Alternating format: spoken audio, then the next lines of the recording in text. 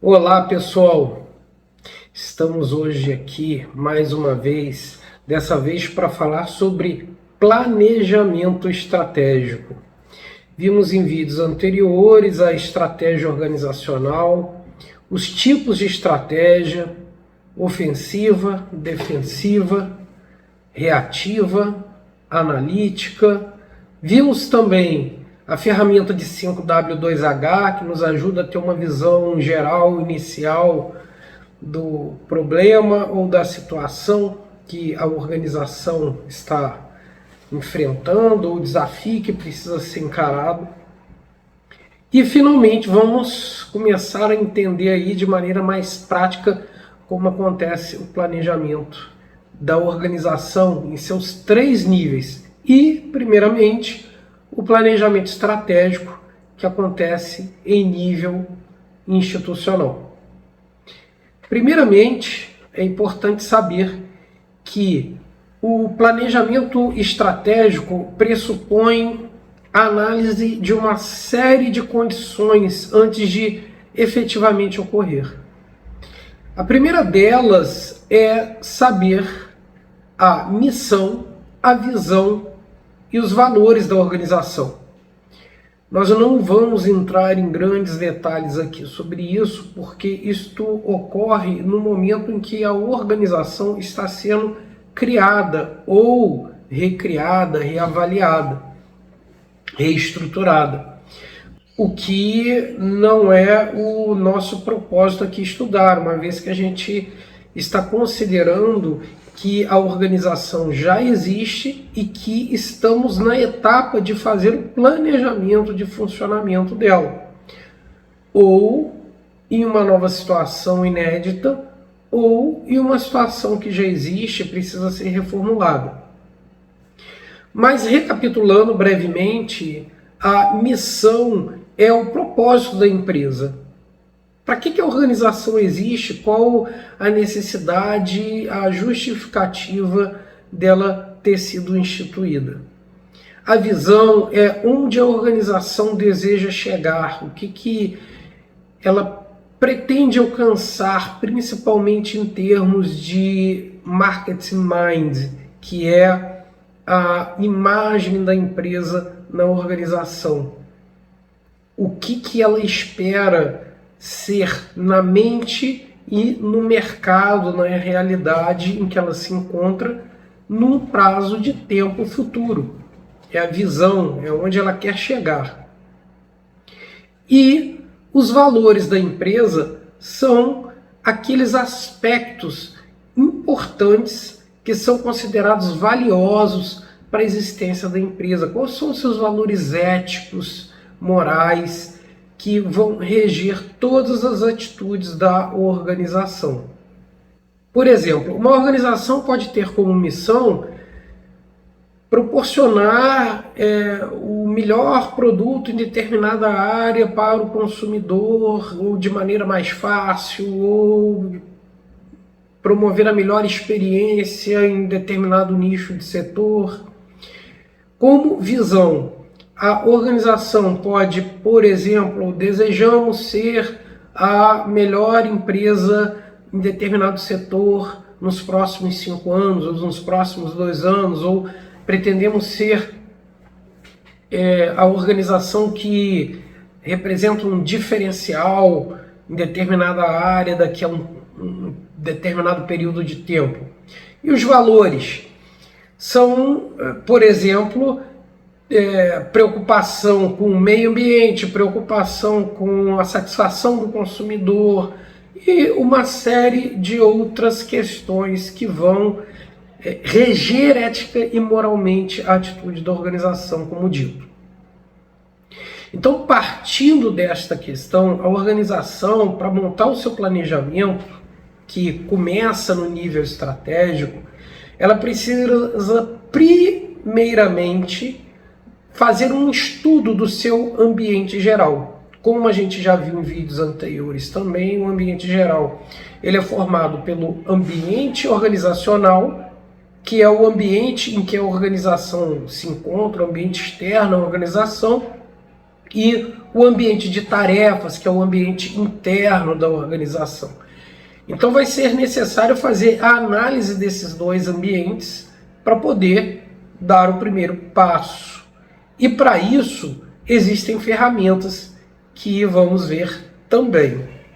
Na análise do ambiente externo, o que a organização precisa considerar são os fatores tecnológicos, quais as tecnologias novas que estão surgindo, o que a empresa deseja lidar, quais os fatores políticos que ela vai ter que lidar, questões de situações políticas, tendências que podem afetar a organização. Fatores econômicos, pacotes econômicos que de repente os governos estão lançando, pretendendo lançar ou pretendendo abrir mão, posturas econômicas dos governos, se investem mais na iniciativa privada, na iniciativa pública, fatores legais, as legislações que estão acontecendo, as legislações, as leis que determinam como as empresas devem se portar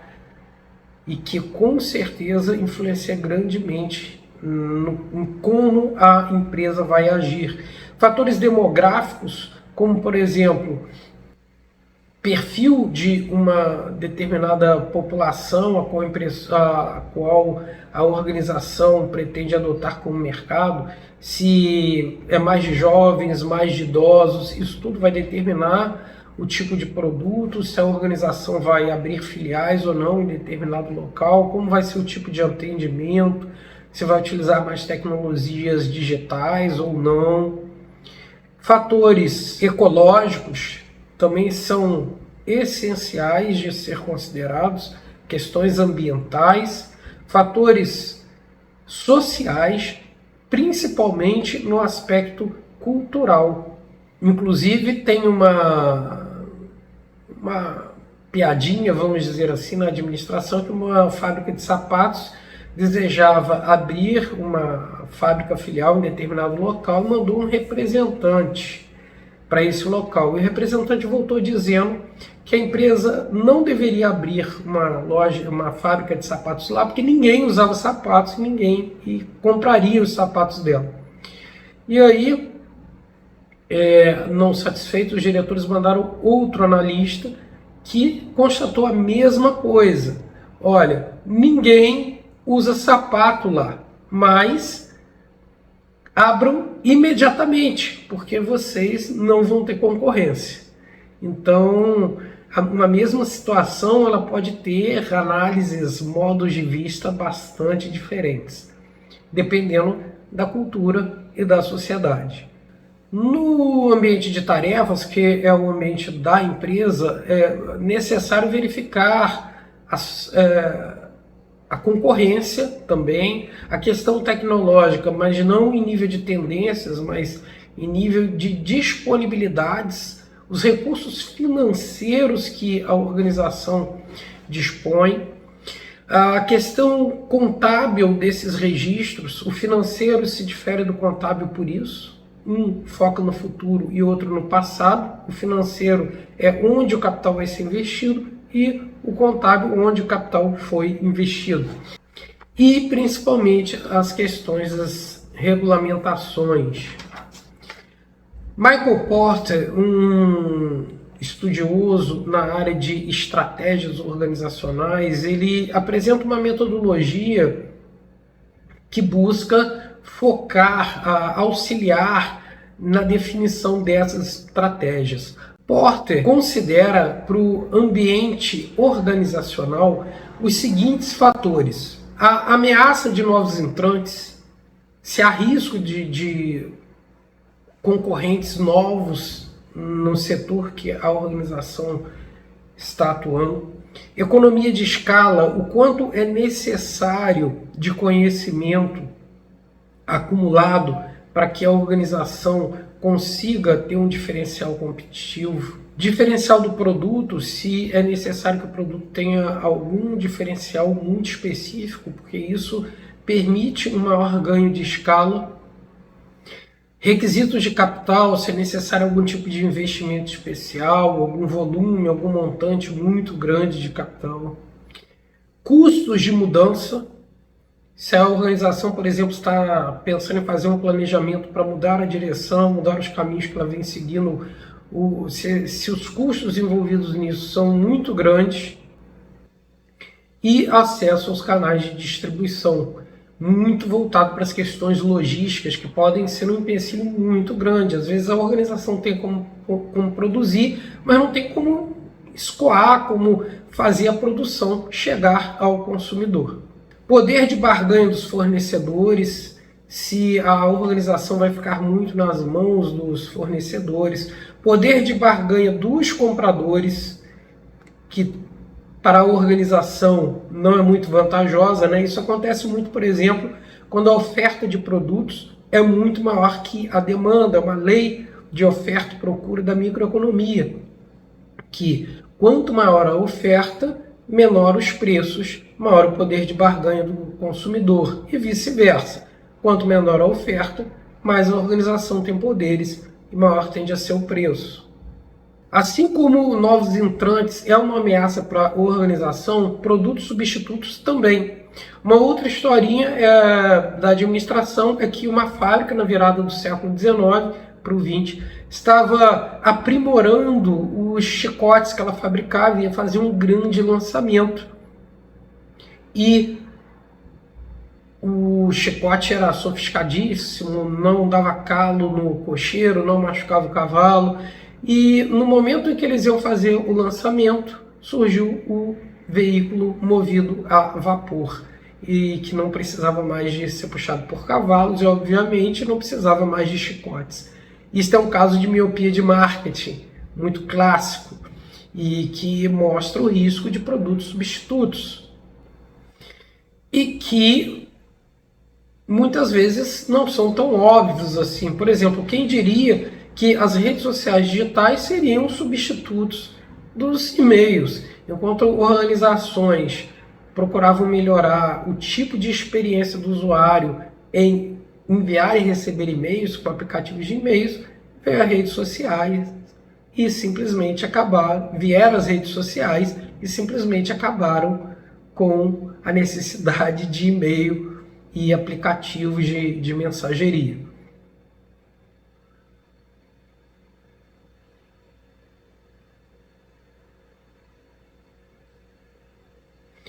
Isso para não citar aí diversos outros exemplos.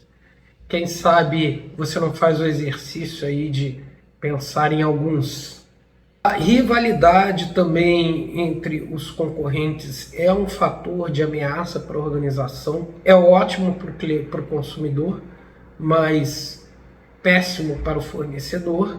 E dentro do ambiente interno da organização, como nós já tínhamos dito, a reavaliação ou redefinição da missão, visão e valores da organização, os recursos disponíveis, tanto financeiro, humano, tecnológico, as capacidades que a organização tem atuais e potenciais para novos investimentos, para mudanças, para alavancar novos recursos também, estrutura organizacional disponível, a tecnologia disponível, as pessoas, os recursos humanos ou capital intelectual, também assim chamado, e a cultura organizacional. Isso é um fator que tem área só para estudar esses aspectos relacionados à cultura organizacional e que influencia grandemente.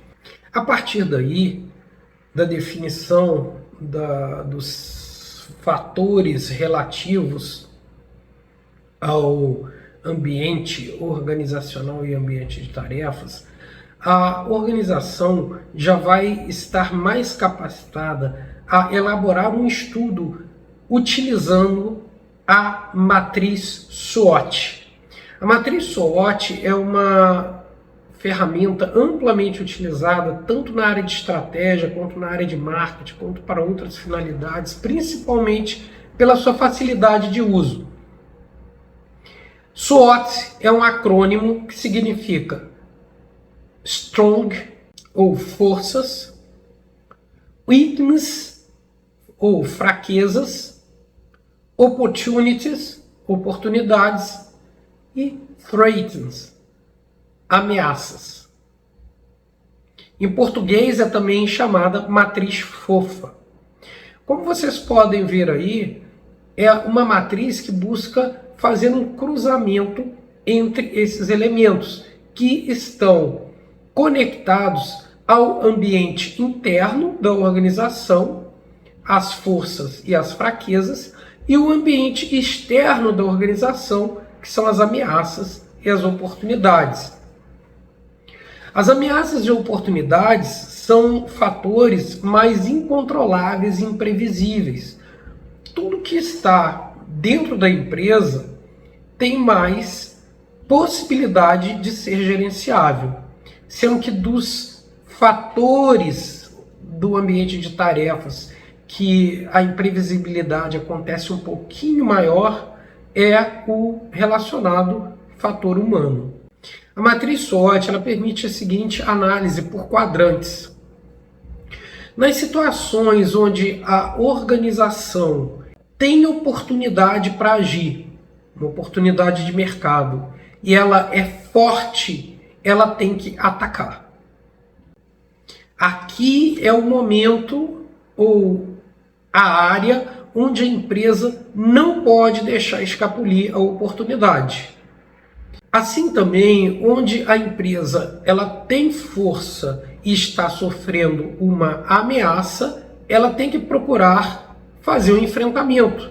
Aqui são as situações que são encontradas nesse enquadrante que a empresa tem que se defender com força, porque ela é forte aí. No quadrante onde a empresa ela tem uma oportunidade, mas ela é fraca, ela tem que buscar se aprimorar. E muitas vezes em tempo hábil para conseguir transformar isso em uma oportunidade, indo para o outro quadrante. Se ela consegue fazer isso em tempo hábil, ela, como se diz o ditado, transforma o limão em limonada. E o último quadrante é o quadrante onde a organização sofre uma ameaça do ambiente externo e ela é fraca. Esse é o problema. Aqui a organização tem que buscar fugir, né? É que nem uma briga de rua. Se você puder, não brigue, fuja, corra, para evitar o enfrentamento, porque dificilmente haverá vitória aí. Se há um projeto, se há uma possibilidade, um caminho a seguir, pense-se em não seguir, pense-se em desativar o projeto para não haver um quase certo prejuízo, porque esse é o risco incalculado, né? O risco calculado ele acontece no outro quadrante, onde nós temos uma oportunidade e somos fracos, por exemplo. Aí você analisa o risco e calcula para ver se vale a pena. Nesse outro quadrante da ameaça e do ponto fraco, não. Aqui não tem jeito. É buscar outros caminhos. O planejamento estratégico ele possui 3 características. Ele é voltado para longo prazo, como já havíamos visto isso antes. Isso vai de 3 a 5 anos. Ele envolve outras empresas, porque vocês viram que na análise ambiental tem que se considerar novos entrantes, concorrentes, e ele envolve toda a empresa. Ele é holístico, porque a partir do planejamento estratégico vai acontecer o planejamento tático em nível intermediário e o planejamento operacional em nível de tarefas. Como é que isso acontece? O planejamento estratégico, então, é o conjunto de atitudes que a organização vai adotar para diversas situações em que ela estiver planejando a partir da análise SWOT, daqueles posicionamentos da análise SWOT. E com esse planejamento estratégico é possível trabalhar o planejamento tático, que é já voltado para as metas departamentais. E aí nós temos em nível tático, veremos com mais atenção depois as características do planejamento tático, o planejamento financeiro, o planejamento mercadológico, o planejamento da área de humanas, do setor de humanos, o planejamento tecnológico e tantos planejamentos quanto forem os sistemas ou departamentos da organização. E disto são definidos os planejamentos operacionais com os prazos de execução das tarefas necessárias para o cumprimento do que foi definido no planejamento tático, para atender e satisfazer o planejamento estratégico. Então, a partir da missão, visão e valores, a organização consegue definir os seus objetivos estratégicos, suas metas departamentais e suas tarefas operacionais. É claro que ao final de cada planejamento estratégico, tático, operacional, é necessário que a organização faça os devidos acompanhamentos. Não é porque você planejou, por exemplo, para 5 anos um planejamento estratégico que você não vai mais se preocupar com isso. Não. Esses planejamentos eles têm que ter as iterações, né? Os movimentos, as rodadas, eles têm que ter acompanhamento o tempo inteiro. E existem ferramentas para isso. Para o planejamento estratégico, uma muito utilizada é o BSC, o Balanced Scorecard, que ele busca fazer um acompanhamento a partir de indicadores estratégicos sobre o desempenho do planejamento, permitindo que alterações possam acontecer em tempo hábil antes que a empresa sofra algum dano. E essas alterações elas estão o tempo todo sendo balizadas pela matriz SWOT. Em termos gerais, esta é a questão do planejamento. Obrigado aí, espero que tenham gostado.